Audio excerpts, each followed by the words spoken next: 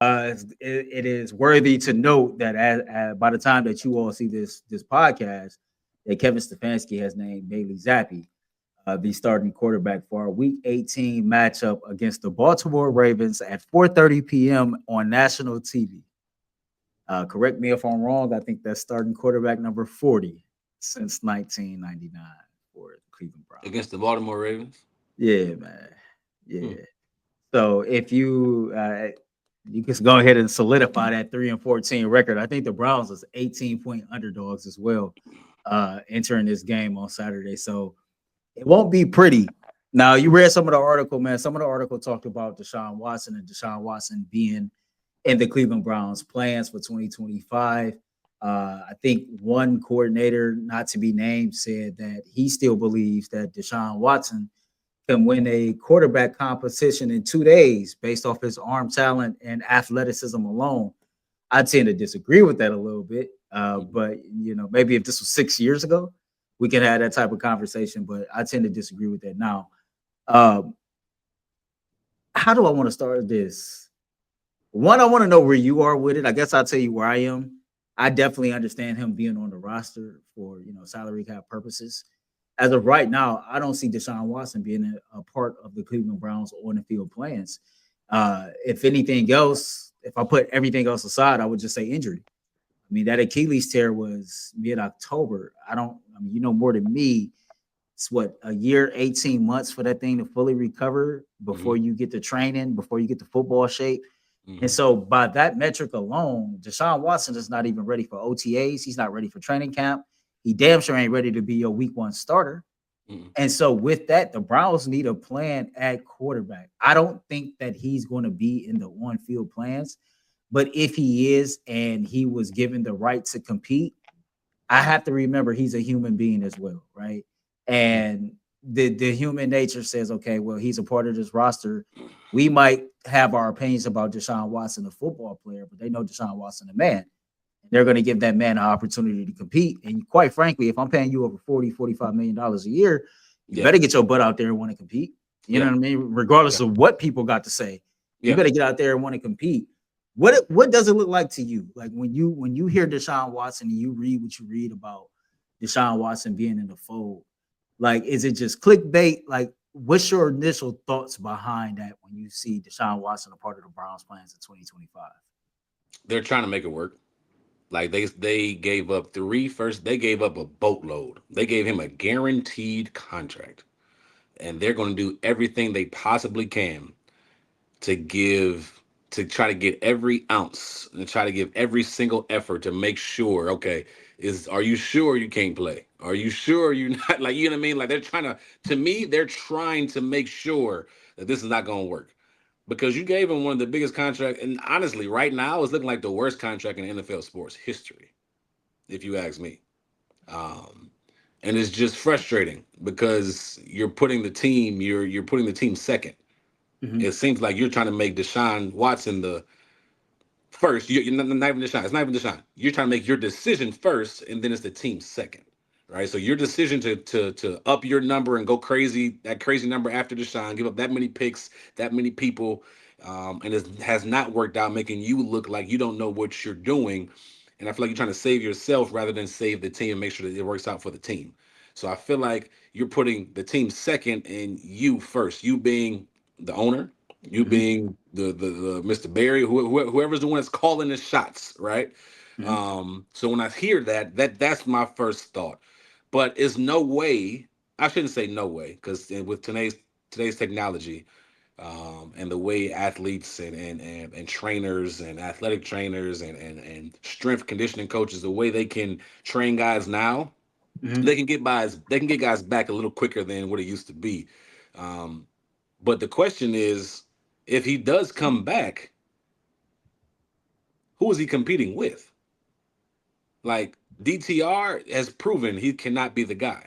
Jameis Winston, according to the article, Jameis Winston and Stefanski don't see eye to eye. I don't see if Kevin is back, Jameis is not back next year. There's I no way think, he's back, right? yeah, I don't think he's back. And to be quite honest with you, I don't see DTR still playing on this rookie deal, fifth round pick. So bringing him back, it really it wouldn't make no noise. But if you're talking about upgrading that room, I probably wouldn't bring DTR back either. Look, you name your top 5 quarterbacks in the NFL right now. No particular order. No particular order. Lamar Jackson, Joe Burrow, Josh Allen. Uh, Help me out here. I'm having a brain freeze. Mahomes, and I guess it's stop right there. 2 of them are in the AFC North. Mm-hmm. 2 of those quarterbacks are in the AFC North. The 4 quarterbacks we named are in the AFC. So getting this room together has to be the highest priority that you have. And I don't know how you do it or when you do it, but you have to make sure that this room, this quarterback room, is able enough to go out there and produce and do well with whoever's calling the plays. You just mentioned Lamar Jackson and Joe Burrow as your first 2 quarterbacks that came out your mouth, Earl. Yeah. You play them twice a year. You play them twice a year. And then you're going to act all willy-nilly. Oh, we're going to bring the shine back and move the dead cap this way and that way. I don't care about none of that. Who's going to be in the room? How are you going to win? Like, that's just, man, like, you have to figure out that room. And it may not be this year, maybe years after that. Like, I don't know, but that room has to be solidified, and it has to be solidified soon. I look at that room, and I'm in total agreement. Like, right now, when the season starts, I'm going to say we got 0 quarterbacks. So we're going to build this room from the ground up and start all the way over. So how do we do that? Like, how do we even start going about that? You look at the soon-to-be free agents, and the hottest name out there, or the name that people think makes the most sense, is Kirk Cousins. You hear guys like Sam Darnold. You hear guys like Justin Fields. And I don't think none of these dudes are coming to Cleveland. Let's start with Kirk, right? Kirk Cousins played with Kevin Stefanski before, very familiar with him, veteran quarterback. By all accounts, great in the locker room. A lot of people would assume, be a great bridge quarterback. But let's look at the other side of it.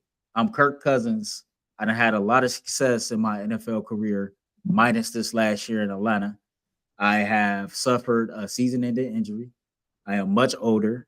I've made a lot of money, and I'm playing on my 3rd team in a city where my wife is from. Do I really want to ponder going to Cleveland, even though it's an opportunity to start in a dysfunctional situation? Or should I consider retirement? Stand right here where I'm at, raising up my family. You know what I mean? Like, I think a lot of people have to understand, like, these people got life decisions to make, not just professional decisions to make. Facts. And from a life standpoint, hell, even a professional standpoint, Cleveland really don't make sense for Kirk Cousins, even if he has the relationship with Kevin Stefanski. Now, you look at somebody like Sam Darnold, who absolutely is balling right now in Minnesota. And I think that relationship comparison with him and that head coach rejuvenated his career. And yeah, he can hit the free agency and hit the free agent open market and make a lot of money and go somewhere else. But if he goes somewhere else in a different system and don't have the same type of success, was it really worth it? Right. And so, like I told you off the record, I think Sam Darnold at 27 years old, his birthday is June 5th, 97. He's 27, same draft class as Baker. I think Sam Darnold actually signs a long-term deal with the Minnesota Vikings, despite the fact that they drafted JJ McCarthy in the 1st round. Am I too far off in saying that? No, not at all. I mean, when you look at where you are, you're competing for the number 1 seed in the NFC on Sunday night. Like, to me, if I'm Sam Darnold, I've done enough. I've produced. I've led this team. If you watch I don't know where I saw it, was ESPN or maybe a social media, when Sam Darnold came in the locker room after last week's game, the team went nuts. They love him. The coaches love him. The players are playing well for him. Like, it makes 0 sense if I'm Sam Darnold to leave and go elsewhere. The system works for me. The players love me. The coaches love me. Now that brings them the question, okay, if they love me, I signed long-term here. What are we going to do? If you're Minnesota, what are you going to do with JJ McCarthy? Now, this is where I think, hey, if Kevin Stefanski is running the offense, and his type of offense is a run-first type offense, right?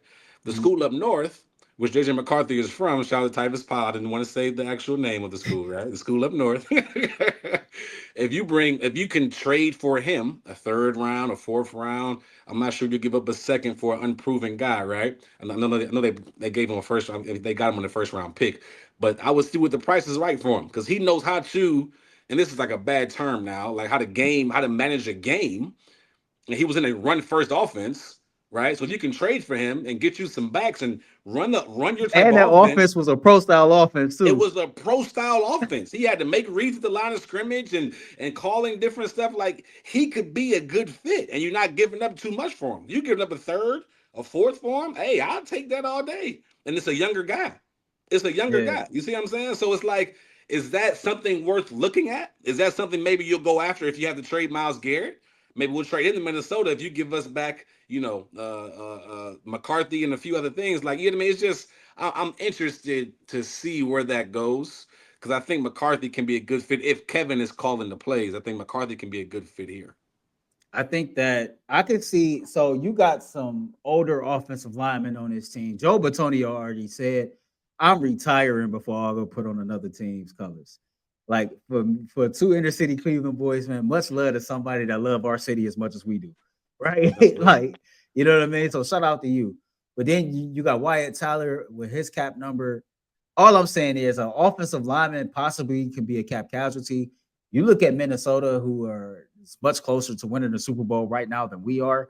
I can see like a Teller, or somebody like that, packaged along with a third round pick to Minnesota to get JJ.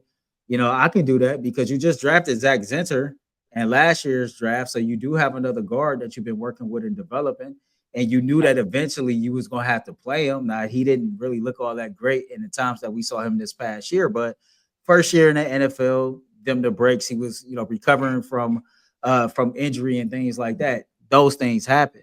But to hear you talk about it and when you lay it out like that, I think we both in agreement. A lot of people assume Sam Darnold to hit this open free agency market because Minnesota drafted JJ McCarthy. Mhm. You've played in this league. For the Mhm. fans and for media, yeah, draft picks, it sounds appealing. But for players and people that's in the locker room, we don't know what JJ can do. I Mhm. seen Sam Darnold. He going to war with me every single day. And if I'm Justin Jefferson, if I'm somebody that's Yeah. that's invested long term with this team, Yeah. you got a better opportunity selling me on winning with this dude than you do a rookie, even though I might think he got some game. I don't know about him. Another reason why that can work, the general manager there in Minnesota was the assistant GM here in Cleveland. Mm. So there's a Mm. relationship Mm. there, you know what I mean, that might Mm. say, okay, we might be able to work this out. So y'all let us know what y'all think in the chat, man. Like, what's the plan for the Cleveland Browns at quarterback? Did we miss anything? Who should be a part of those plans, and what route would you take?